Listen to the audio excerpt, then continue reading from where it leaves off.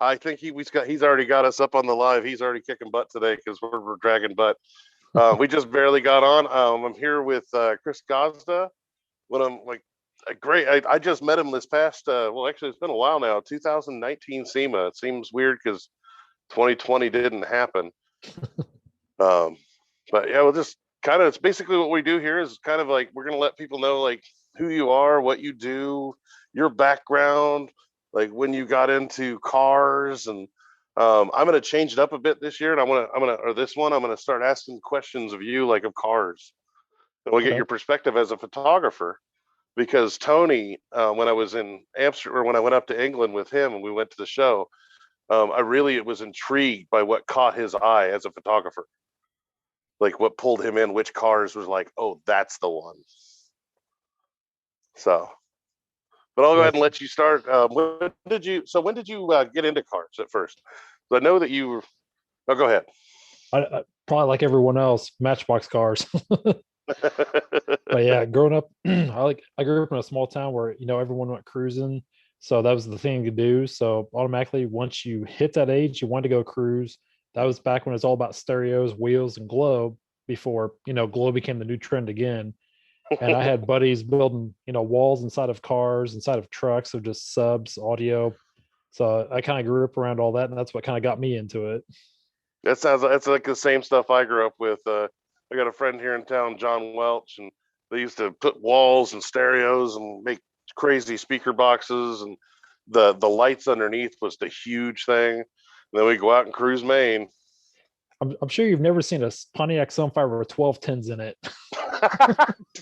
12 tens in a Sunfire? Nathan French, a guy I used to work with at the restaurant, wanted to do something to kind of show off from everyone else, and he went through. Dan Schultz has been one of the top installers in the nation for years. They went through and did it. God forbid, a purple Sunfire with a wall full of tens. It was the craziest thing I've ever seen. I know my Suburban at one point, when I lived in Utah, they put 9 MA Audio 15s in the back, and they Wow. had them backwards. And that was enough to like, the sound was so bad, it actually popped the back windows out. So there was Say if you like that all stuff. that Slamology, you will enjoy this year. Oh, we're definitely coming with empathy. That's one of the main. That's like first on my list. I'm like, we already got plans. We're grabbing everything we got, and I want to make sure I come out and see you guys. So, when did you originally hook up with Donnie from Oh, Slamology?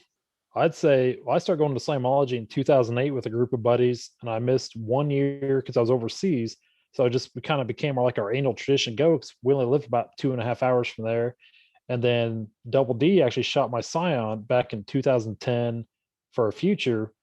And that's how I kind of met up with him. And then over time, they saw I was going to all these shows, posting up pictures on Facebook, and they eventually asked me if I'd want to contribute to them. So it's just kind of over the years, you kind of run into them a lot. And me being in Illinois, I go to Chicago, Indy, Memphis, Iowa for shows because I got tired of seeing the same Corvettes and Mustangs every weekend at the same local shows. So you kind of made your way in. So let's go. Let's start at your. Let's go through your car history. So, like, what was your first car? I had my dad's 98 Ford Ranger. So I hung out with the lowrider or the mini truck guys, but obviously didn't have a cool one. I had stereo glow, and that's about it. So I just kind of hung out with them. And then once I got out of college, I did a project on Scions for a marketing class and kind of got to know them and knew them too well. So I said, hey, I want to build one. So I got into it. They had Scion shows everywhere. So I was traveling everywhere, seeing what people could do. And it was kind of at the point where they're pushing create what you want. Don't be the same as everyone else. So it was kind of my turn of, hey, I'm going to do something different. So sure enough, I kind of kept building mine to try to compete with like the big boys, just be like Merck or Benny Cosby and all them trying to just to get to their level. And sure enough, I finally got to that level. And it was just a cool feeling. Oh, that's awesome. So you started at the bottom and kind of worked your way up, went through the Scion way, Yep. and I then had a lot of buddies that, have experience doing different stuff, whether it's electrical, it's car audio, it's body and paint. So I kind of use them to help me out because as well as I didn't have the money to do it. So I tried to do as much as I could by myself before, asking friends and getting shops involved. Because, it's expensive. once you start going to bigger stuff.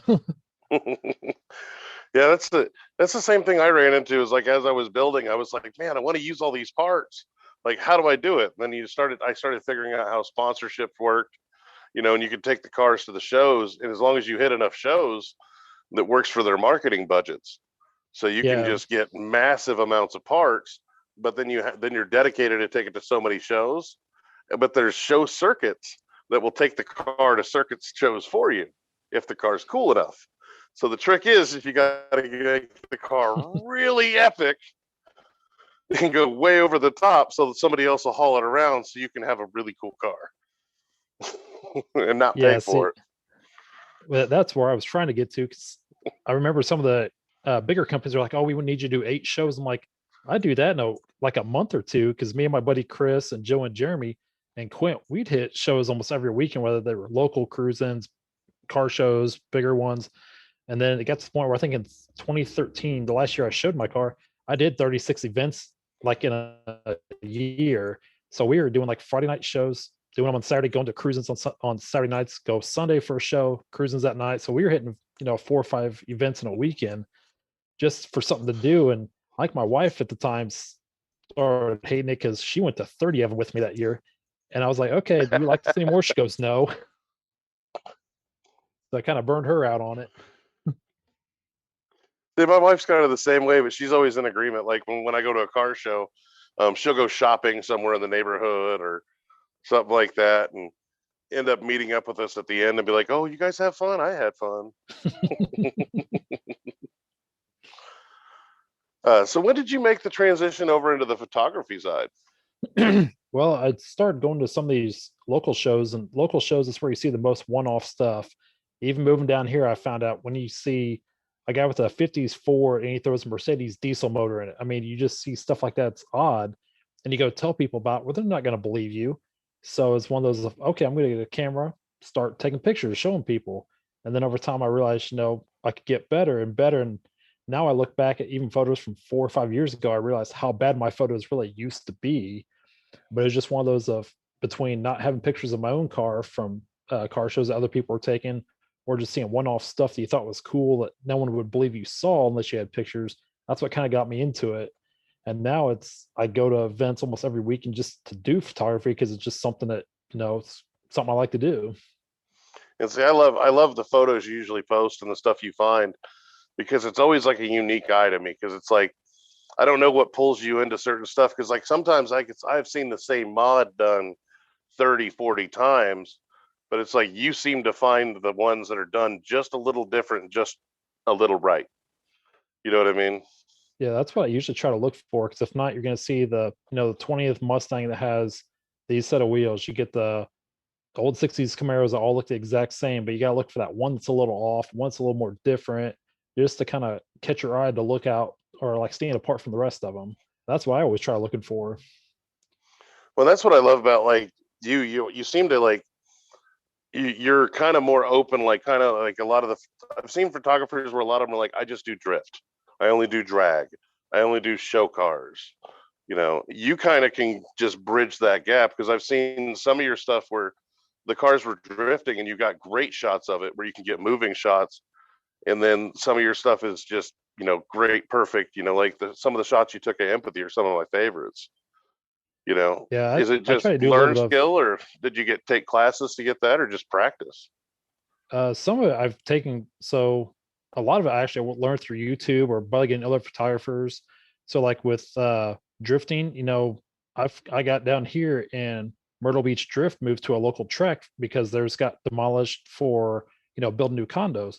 So I met other photographers. Well, there you kind of want to learn some new stuff, so you kind of bounce off them. Kind of like first time I ever got to do a Formula Drift event, I met so I went with Jason Carroll, another gauge photographer, and he was teaching me some stuff. And then Kyle Cross was teaching me some different techniques too. So it's kind of learn from others, learn from YouTube. And then for other stuff, I just kind of keep learning. Uh, I've been one of those that's always been natural light photographer. Shutterfest 2 years ago, I learned about doing off-camera flash. That's kind of changed mine. Well, then this past year, I started getting more into nature because, with COVID, there's been no shows. So go out to the mountains, go to the waterfalls, kind of learn how to do nature stuff. While I started learning long exposure and how that can change.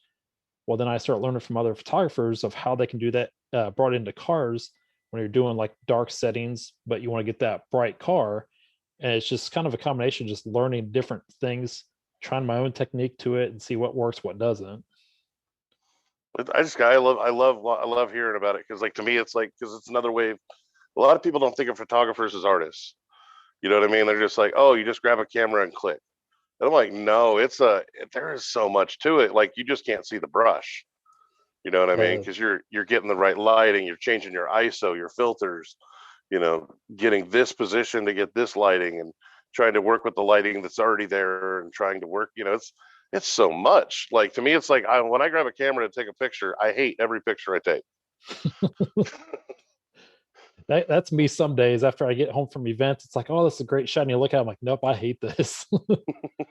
Well, most of the time I'm just taking the picture so I can remember how to put something back together, or remember the alignment of everything, or so I can go, okay, that's the position I had it in now, so I can refer back to stuff.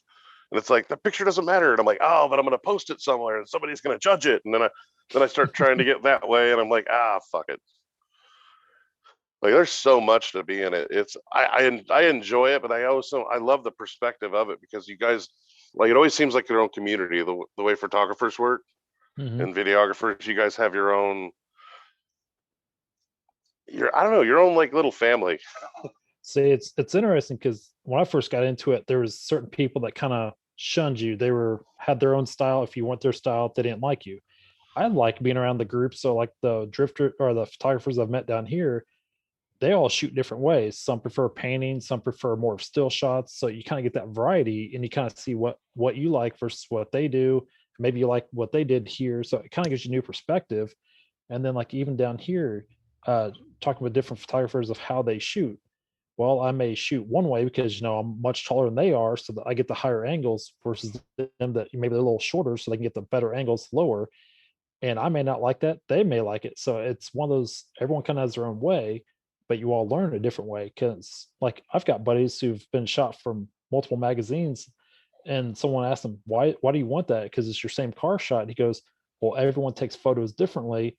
Everyone has a different way of viewing it, a certain way to shoot a certain angle. And I'm like, that's why I like it, because you kind of learn everyone's their own way. Everyone kind of shoots their own way. Yeah, and you could.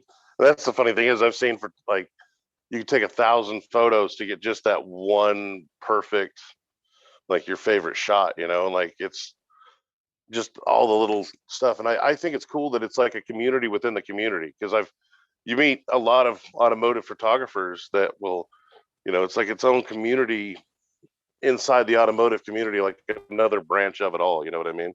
Hmm. And that kind of almost is what weaves a lot of it together. And it sounds silly what I'm saying, but like if you remember the rip, well, you're same, you've been through it all with me. Remember, it used to be Chevy, Ford, and Right. then when Fast and Furious came out, it turned into, like import versus domestic, and it started that whole thing. And then rat rods came out and broke it all. And then everybody was like, you had your hot rodders, your rat rodders, and it was all spliced. Right. And everybody kind of went every direction. Well, in probably the last 3-4 years, I've been watching it all kind of come back together, to where and it's more because people are taking videos and pictures, and the car clubs are kind of like just allowing the other guys to kind of move in. And it seems to be via the photographers and videographers inviting the groups, because they're like, well, I video this group, why don't you guys come down the same time they're here? And then it's like melding the two. And I think it's really kind of funny that almost the ambassadors of our industry have turned into the photographers and videographers. And I Right. think it's unbeknownst to them at all. And it's just so they can shoot multiple vehicles in a shoot and not have to move. Yeah, because that's one thing I've learned down here. Like, back home, you go to some of these events. Me and my buddy Chris, we go and we're the two lone imports. I had well, I guess it was my Volkswagen, his Hyundai, or at one point it was my Scion, his Toyota.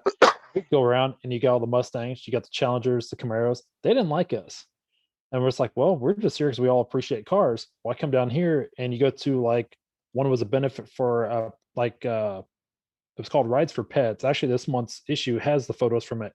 You got the import guys, you got the muscle cars, you had the lowriders, mini trucks, you even had brand new C8 Corvettes, you had Lamborghinis, Ferraris. I mean, you had everything just because it's one big group, for that charity. It's like you kind of get that commonplace and everyone kind of agrees and it just hangs out. You don't get that as much as like it used to, kind of like you said. It was always everyone was divided. You always park separate and all that stuff, but certain areas it's kind of starting to mesh more together. Yeah, and I'm kind of enjoying that because you're almost seeing like things that would be faux pas before, like somebody doing taking a trend that's normally like a trend for import and taking it to domestic, or somebody taking a domestic trend and throwing it on an import. It's almost more acceptable now than what it was before. Like an example, back to Fast and Furious, when you go to the Tokyo Drift, when they put that Nissan engine in the Mustang. I can't tell you how many domestic people wanted to just burn that car. But if you bring that car to today, like some of those Mustang guys would be like, all right, that's pretty tight. As long as they're not putting a Chevy motor in it, they probably won't care as much. Yeah. I think that'll always be a burn back and forth, but I'm really enjoying it because like I have a build that we're working on right now is a 69 Camaro. Originally, we were planning on putting all-wheel drive Porsche drivetrain in it and throwing Porsche in the back. I've fallen in love with Teslas. Not gonna lie, I'm a hot rodder that loves electric. I mean, anything that goes 2.9 in 0 to 60 and all-wheel drive, and I don't know. And I know it's where the future is going. And I almost feel like there's almost an acceptance in the world if I was to put that Tesla drivetrain under a 69 Camaro. Like you wouldn't get as much of like a hiss. You probably people will see it more as innovative now. Yeah. And we're back, like you back up back then where it was, something else, they'd be like, oh, that's garbage. See, I've seen a company I think was working on electric motors for Volkswagens, old Beetles, and I cringe at that because I'm like, Beetles are supposed to be air cooled. It's weird enough when you see people put Chevy motors in them, or I've seen one at Good Guys that had a Ford Ranger motor, and I'm like, that's just awkward. It's supposed to have an air cooled motor in it. Now, if you turbo it, twin carb it, whatever, that's a whole different story. But seeing one going electric, I'm like, that just seems awkward to me. I don't know. See, and that really intrigues me because it's a lightweight platform. They don't weigh anything. You throw some batteries in it and you throw a little electric motor in there, you can have a really cheap, awesome get around car that you just plug in. Like, and it's super fast because imagine a bug going 0 to 60 in 2.9. You're just 0 to 60 eventually. Exactly. So you'd be like tripling the power by throwing electric in it. And to me, I'm seeing so much benefit in it. I know the industry is not there yet, but I can see the hot rod industry eventually going that way. And I'm really intrigued by it. And I want to be one of the pioneers on it. And I wanted to get your opinion on it. Like, when do you see electric becoming mainstream? Is it like a swap? I don't know. It's hard to tell because I left. There was a drifter, I want to say in 2019, that actually did a swap over to electric motor in a Camaro, like a newer Oh, body Camaro. And they go out to California. They wouldn't let them drift out there because they said that their fire department wasn't equipped for electrical fires on cars. I'm like, so you're the state that's pushing electric. You get an electric car that you're actually using for competition, but you're not prepared for it. I'm like, how are you prepared for it in daily life? So it's one of those. I don't know. It's just odd right now. yeah. I love the transition times and like this. I think it's going to be kind of fun in the industry to start seeing companies come in with like, ooh, I've got this Tesla programmer to add. It's going to be less turbo swaps and more. I got this microchip set, and we're going to slide this in. Being that I've got a computer background, I'm still waiting for the day that everything's Bluetooth and wireless. Then someone start hacking into electric cars, kind of like you've seen in the movies. And next thing you know, they're playing a virus into it, or someone's computer actually has a file corrupt, and next thing you know, your car's dead in the water, and you have to reprogram it. I'm still waiting for that day to happen. See, and that's one thing that does scare me about Tesla because it is open source. All of his stuff is open source, so you can change it. There's already been people messing with it, and for a fact that somebody's going to end up getting in there and hacking it. Oh And yeah, I know Elon's smart, but sometimes you can't work against a team. Because imagine, somebody takes over all the Teslas via GPS and starts running them into things. That's something you'd see in a movie, but it wouldn't surprise me someday that would happen. Well, and 'Cause- that's one of my worries, like, because I was looking that you can actually disable the GPS system and stuff like that, and I was like, all right, because I want to disconnect from his network, but still use his chargers, and was trying to figure out what was legit. But you can literally take over those cars, like from a remote possibility. It's in the computer. That scares me. or what's the one the new one you see in Vegas, the driverless cars are electric. And I'm like, you just see someone trying to hack it somehow remotely and just messing with someone. Oh, like I can just see like the that tunnel happen. going underneath the convention center. Yeah. Yeah, that's some crazy stuff. Like, I don't know if that'll. For the people who don't know, Elon Musk is digging a tunnel all the way to all the casinos underneath And of out to the Las Vegas, airport. and you're gonna hop in a car, and it's gonna pull in line, and you're just gonna rocket to your destination, and hopefully not crash. And I don't know. I'm interested, but I'm probably still gonna just take a cab. But I don't know. It's crazy what they've done up there, because now, like, with SEMA last year not happening, and they doing the online 360 and it kind of being I think this year's SEMA is going to be huge. Oh, I think so. Me and my buddy still went out there because we're like, well, hotels even cheaper, flights are like $100 round trip. So we went out for the week just to see the progress of, Vegas always changes. That convention center is ridiculous. It's hard to believe that, just 3, 4 years ago, they had SEMA Ignited over there. They had like the drifting expedition, all that stuff over there. It's one huge massive building now. It's just ridiculous. And SEMA, grows every year as it is, to where they had, that lot, the front lot, you have the back lot, you have the new product, I think it is, or new companies there. So they're off on that far side. Well, with that building growing even more, I could see SEMA eventually being like a 5 day event or even just a full week long. Because if they keep building that convention center, they've got, the electric industry coming plus every other new company. It's just going to keep growing and growing. And like you said, with a year off at SEMA, it's going to be huge. Oh yeah, and it's like that's where we're already geared in that direction. It's super exciting to see it happen. Like, because I got some pictures the other day, what to call it, like finding out what's going to be open by November. Seeing where their plans were, and I was like, because I'm trying to figure out where to put the car. Where's the best parking spot to buy, and they haven't figured out where the parking spots are at yet. So I like to purchase spots, like, so you see them, like I Mhm. did with Empathy with you guys. Put it right in front of Discovery to kind of give a big troll to them. I said you And get he, all the people there. well, as soon as I saw that Edelbrock had dropped that spot, I ran in and snagged it. I was like, that's mine, because that was front end territory. Speaking of Edelbrock, what do you think of them closing headquarters and stuff? From what I've gathered from some people I've talked to in the industry, it sounds like a lot of the other companies, they're just trying to get out of California. They see how toxic the environments have come out there. They're still got their factories. Like I think there's one in Mississippi, There's, Louisiana, somewhere around there that's pretty and I think there's one in large. Ohio too. Yeah, so I think they still have that, but a lot of people are going to remote working, teleworking, I guess they call it. And I see a lot of that more happening because they might be able to grab more talent that way too. Because you get people that don't want to pay the high price living in California, where they can still live in like a town or city, it's still fairly cheap or reasonable, but then they can still work for the big companies. So I think it might actually help them in the long run because they get more talent. But I eventually see them moving out of state, just relocating their headquarters in general. But they just don't see the need for having a headquarters building because then it saves on cost. Yeah, But and see, that's that engineering I is still going to be there. I'm loving the thought process of them, because they're one of the first ones to do it. You know what I mean? Tesla started bowing out. I've been waiting for a lot of these other companies to get rid of their brick and mortar, because I think brick and mortar's gone.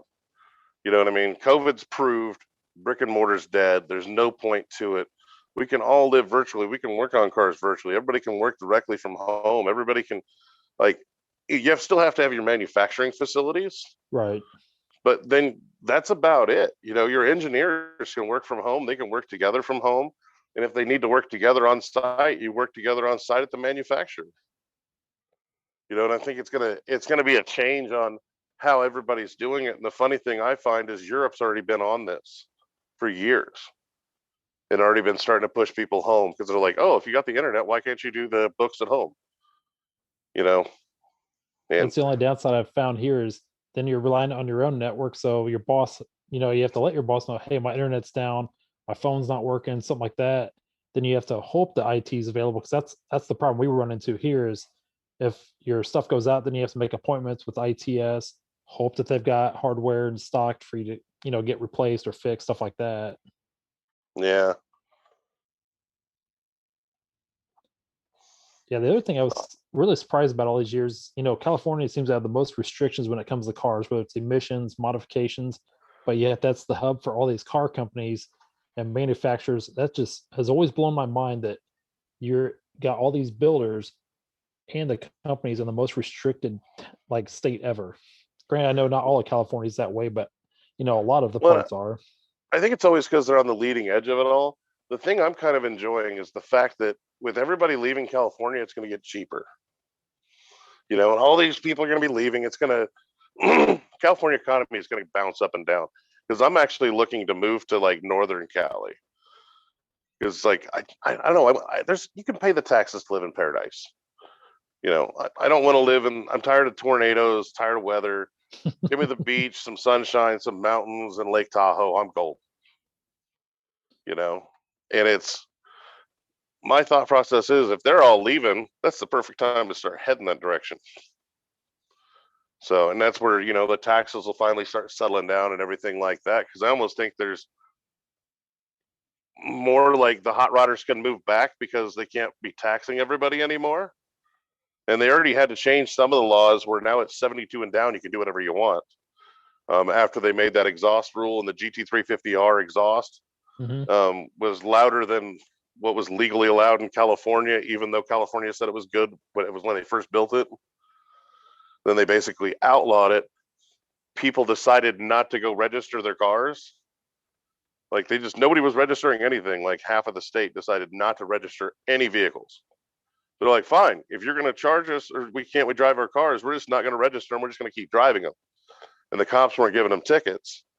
So then they reverted the law. And when they reverted the law, they also fixed it and repealed another law. So everything 1972 and down is free reign. Okay. So to me, I'm just like 72 and down. That's my era. You got me sold. I can do whatever I want. Oh yeah. You know. That was the one thing. It was kind of different for me moving here is you have emissions or not emissions, but you have vehicle inspections, which you can tell which people kind of know which shops to go to get around because you're missing bumpers, you're missing glass in your windshield, going to hoodless, stuff like that. But Illinois, you didn't have that unless you lived in Chicago or St. Louis. But you also had to deal with more cops, more rules about like front plates, stuff like that. So it's kind of a hit and miss depending on where you're going. But like you said, the people are the ones that end up changing it, whether it's, everyone moves out, makes it cheaper and they change rules, or so you get that one person goes in there, gets that law changed for you for exhaust or intakes, whatever the rule is at that point. Yeah, that's I don't know. I'm excited about where the future is going with cars because it's like with it seems like emissions is originally it seemed like it was going to go everywhere. You know what I mean? When California kicked it off, a lot of the bigger cities kicked it off, and they haven't really seen an improvement. You know what I mean? And that's Yeah. what I actually thought because they're actually the emissions thing that they do in Utah was actually a 20-year study. And I was actually curious the results of that 20-year study. What they realized after the 20-year study is that they realized they don't know anything. That they're doing these emissions tests and charging money for them, but what are they actually checking? Like they're like, okay, you're good for a moment, and people are just leaving and just doing their own thing anyway. Like they take the tune off, they go in, get it done, they leave, turn the tune right back on. Yep. And they're like, well, people are just turning it off, and they're like, well, should we keep doing emissions? And they're like, yeah, the state's generating money from it. Well, and that's the only thing I think it's really for in the first place. then that's not even the point of like an emissions test. It's like, okay, now it's just another revenue source for the state. We're not actually trying to improve the environment. We're just acting like it. Right.